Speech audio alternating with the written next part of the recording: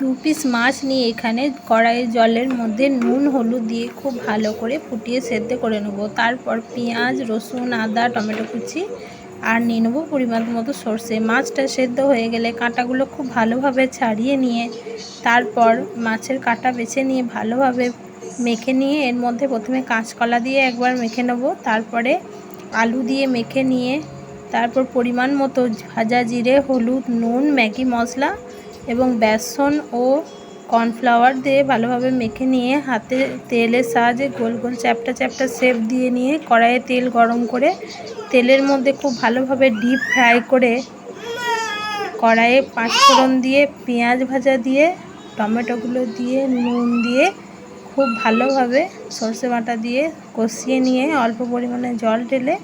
বড়াগুলো দিয়ে ফুটিয়ে নিলেই